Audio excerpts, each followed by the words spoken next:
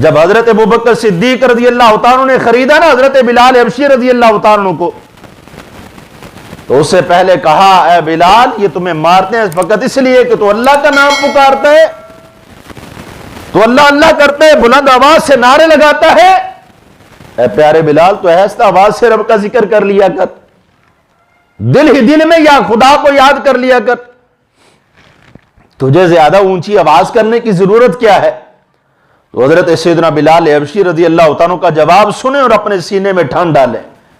حضرت بلال حبشی رضی اللہ عنہ کیا فرماتے ہیں؟ کہے پیارے ابوبکر صدیق جو تو بات کہتا ہے وہ بھی ٹھیک ہے، میں اللہ اللہ دل میں بھی کرتا ہوں، یہ مجھے مارنا چھوڑ دیتے ہیں، اذیت پہنچانا چھوڑ دیتے ہیں، لیکن جب میں ایسا آواز میں ذکر کر رہا ہوتا ہوں یہ مجھے مارتے نہیں، مجھے اتنا لطف نہیں آتا، لیکن جب میں بلند آواز سے ذکر کرتا ہوں، خدا کی توحید کے نعرے لگاتا ہوں، جب مجھے مارتے ہیں قسم رب کعبہ کی مجھے بہت ہی زیادہ سرور آتا ہے، اور میں اس پر اپنی استقامت ظاہر کرتا ہوں، کس لیے کہ یہ مجھ سے میرا خدا چھڑانا چاہتے ہیں، اور میں اپنے رب کو دل سے مان چکا ہوں، اور اس انداز کے اندر مان چکا ہوں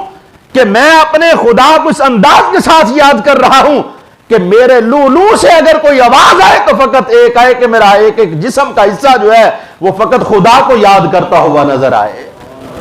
یہ مجھ سے چھوڑانا چاہتے ہیں، میں نہیں چھوڑتا، کس لیے؟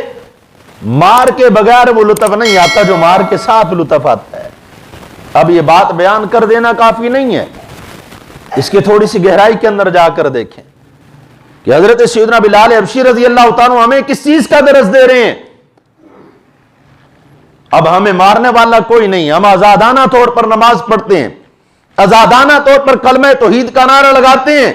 کوئی ہمیں روکنے والا نہیں ہے۔ اس وقت ہر طرف سے مصیبتیں، ہر طرف سے پریشانیاں، صحابہ کرام علی مردوان پر ظلم و ستم جو ہیں وہ ڈائے جاتے ہیں، کس لیے کہ وہ اپنے خدا کو یاد کرتے ہیں۔ نمازیں پڑھتے ہوئے تکلیفیں، ذکر کرتے ہوئے تکلیفیں، خدا کے راستے میں چلتے ہوئے تکلیفیں، تو اللہ رب العزت یہ فرماتا ہے مصیبت کا آنا یہ بھی تمہارے رب کی طرف سے ہے، اس کا ٹل جانا یہ بھی تمہارے رب کی طرف سے ہے۔ تو لہٰذا تم نے کرنا کیا ہے؟ جیسی بڑی مرضی مشکل آ جائے، جتنی بڑی پریشانی کیوں نہ آ جائے، تم نے استقامت دکھانی ہے۔ تمہارا کام ہے استقامت دکھانا، تمہارا کام ہے ثابت قدم رہنا۔ جب تم ثابت قدم رہو گے پھر تمہارے لیے بشارت یہ ہے کہ تمہارے اوپر اللہ کے فرشتے بھی ناز کریں گے، اللہ کے فرشتے بھی فخر کریں گے۔ کس لیے کہ یہ تو وہ بندے ہیں نا جن کے بارے میں کہتے تھے یہ خون ریزی کریں گے، یہ فتنہ فساد کریں گے، لیکن ہم تو ان کو دیکھ رہے ہیں مسجد میں اللہ کی بارگاہ میں جھک رہے ہیں، ہم ان لوگوں کو دیکھ رہے ہیں یہ مسجد میں آ کر، خانہ خدا میں آ کر اس کو یاد کرتے ہوئے نظر آتے ہیں،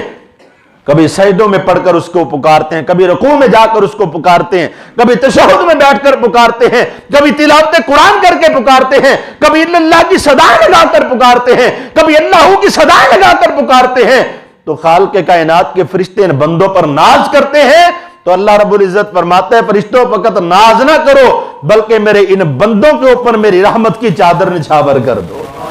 چادر کا سایہ کر دو۔ تو ان بندوں پر چادر کا سایہ آ جانا، رحمت کا سایہ آ جانا، یہ فرشتوں کا نزول ہے۔ تو فرمایا پھر ان کے لیے جنت کی بشارت بھی ہے۔